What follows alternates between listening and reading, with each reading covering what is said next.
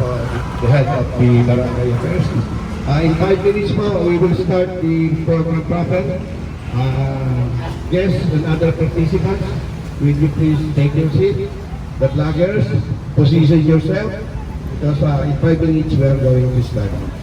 Okay, thank you very much. And then, andito na rin po si Madam Pema Duterte, ang PCRMO, Mr. Gary Sibal.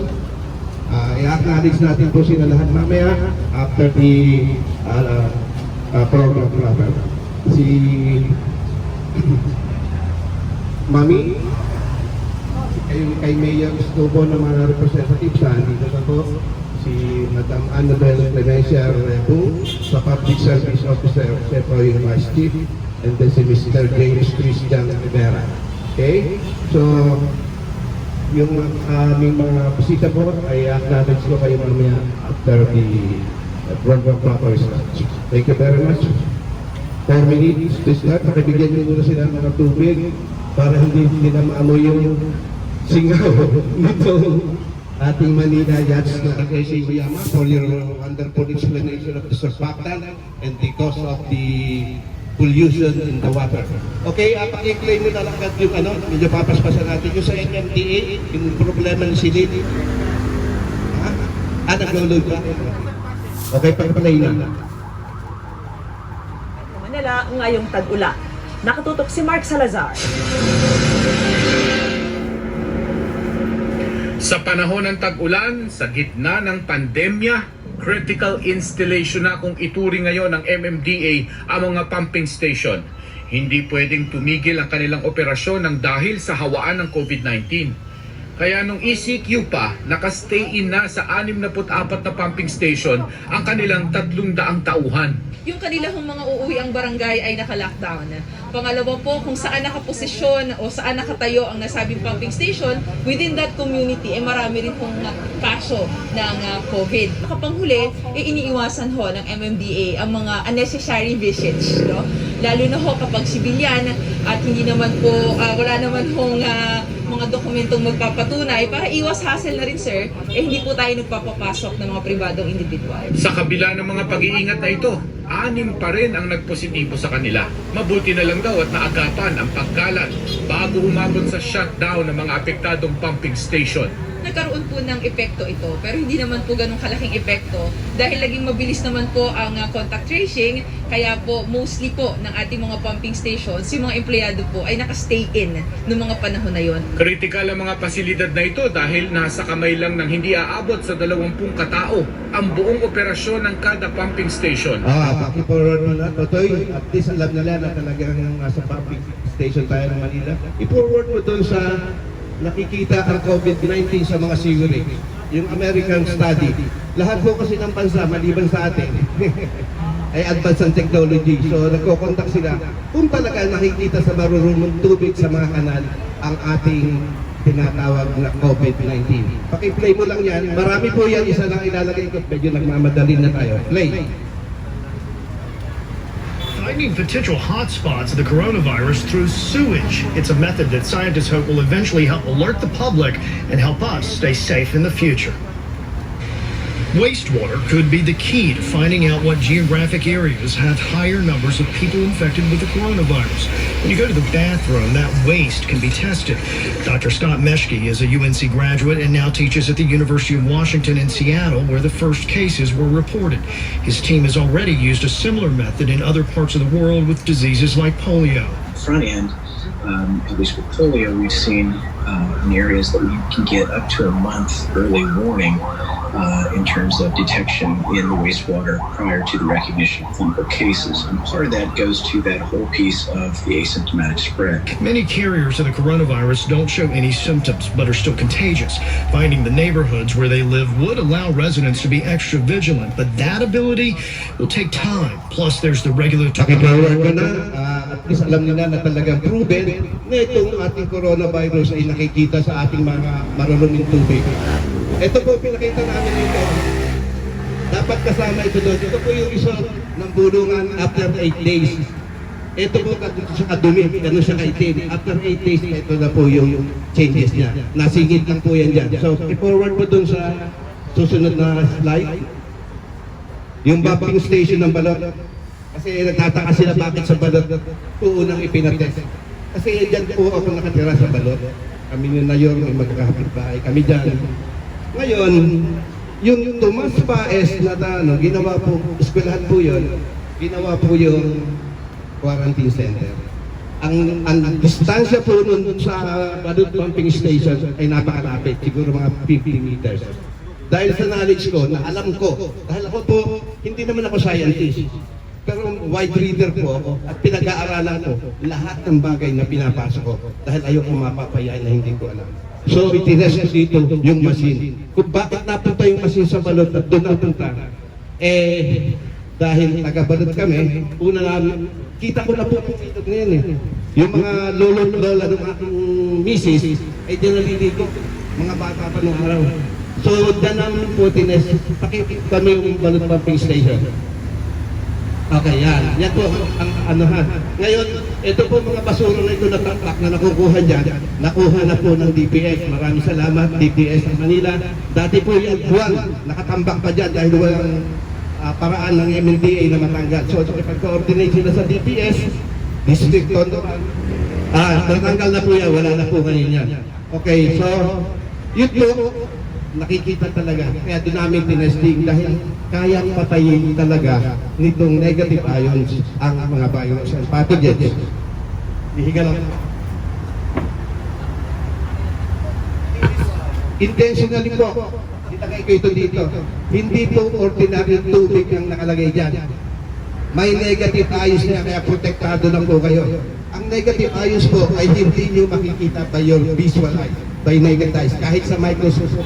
Napakaliit po niyan. Ang size niyan, 0.009 in nanometer. Yan po ay -10 pa.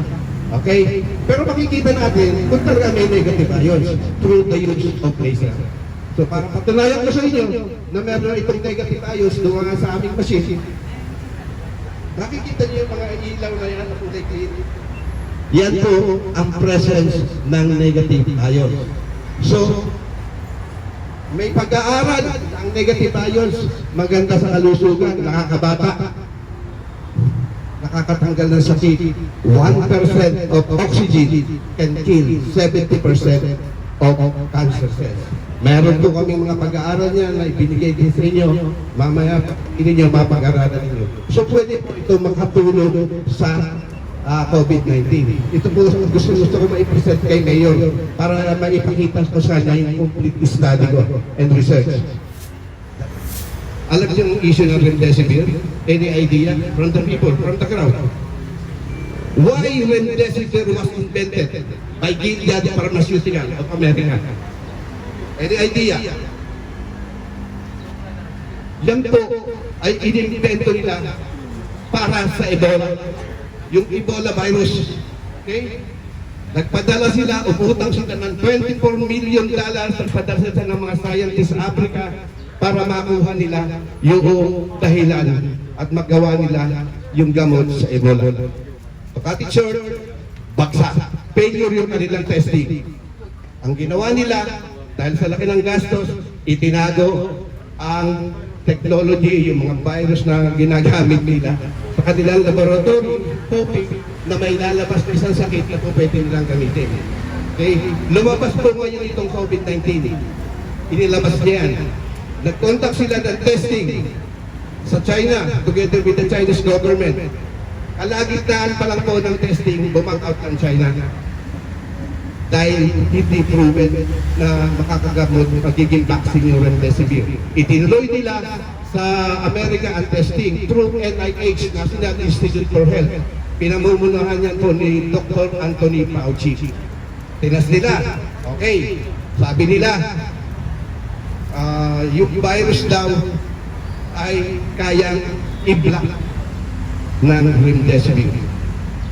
Kasi kinontes din sila ng mga ng mga scientists. Sabi nila, very significant. Sabi ni Dr. Anthony Fauci. Siya po yung NIH director.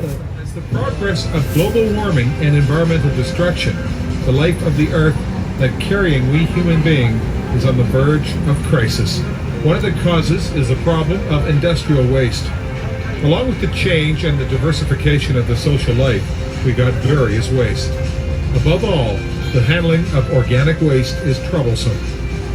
It needs expenses on shipping charge, labor cost, fuel costs, etc. for processing, and it causes problems of the environmental pollution by the occurring of toxic substances. However, the world trend is toward the circulation of society by recycling waste as resources. It is a device that to process organic waste without occurring toxic substance and resourcing to superior product. Future-oriented subcritical water reactor system and recycle machine.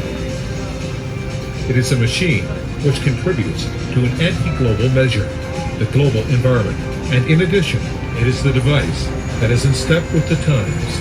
Recycle machine can process all organic waste. In other words, can process all the waste that could be burned. Please look. General household garbage, urban garbage, livestock waste, plastic waste, medical waste. Recycle machine can process all flammable waste, sludge of sewage water and etc. Agriculture waste, woody waste, burned ash of incinerators, etc. Processing various wastes is possible. For processing flammable waste, what should we do with the various toxic substances, bad smell, filthy water, etc.? If we burn it? Please don't worry about it. There is no incineration process in recycle machine system. The treatment is not burning, but by subcritical water reaction. recycle machine is a subcritical water reaction device. When the temperature and the pressure of water are raised to 375 and 22 MPa, 220 atmosphere, it becomes uniform fluid that is neither steam nor water. This point is called critical point. If the state of water is lower than the critical point, it is called subcritical water, and the reaction with this water is called hydrothermal reaction. Through this hydrothermal reaction, the molecular of organic substance, for instance starch and the protein, respectively dissolve to glucose and amino acid and decompose to low molecular. That is, the solid substances are liquidized. It is very safe and environmentally friendly, but different with the organic solvent because it is a hydrothermal reaction. If there is no incineration process, what kind of merit is there? There is no incineration, which is the process by subcritical reaction without burning. Besides, the wastes are closed in the process. If processing the flammable waste is by burning, the various toxic substances occur. For example, carbon dioxide, dioxin, nitrous suboxide come out with bad smell, would damage the neighboring environment. Recycle machine does not generate toxic substance, bad smell, or filthy water.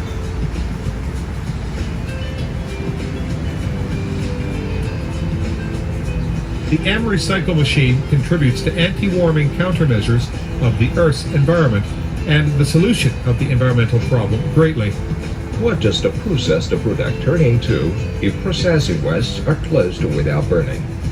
The molecules of organic substances turns into low molecule and the state becomes powder through liquid from solid. Moreover, it is germ-free and scent-free. In addition, we were surprised by the inspect results of residual dioxin and heavy metal, which is below the national safety standard level. In fact, it is germ-free and safe. However, if making it compost, the speed for occurrence of useful microbes, such as yeast funguses, is quick, and it becomes to excellent soil surprisingly in a short time. The product processed by recycle machine turns into high-quality product. What kind of product could be used from the processed waste specifically? The carbohydrates, protein, fat, etc. of product processed by recycle machine turned into the condition that near to the various organic acids such as saccharides, amino acid, acetic acid, and so on without limit. In other words, it can become nutritious feed and nutritious compost.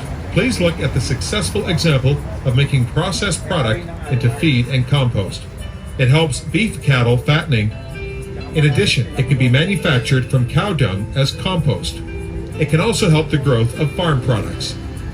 In a farm, it is used as We manure. need electricity.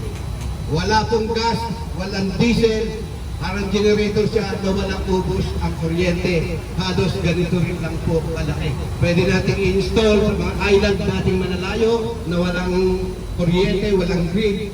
At pwede natin gamitin sa mga condominiums na makalaki ang matitipid sa ating ekonomiya. Sa susunod po yun. Okay? So, maraming salamat. General Rahina, Yusuf Linya for coming.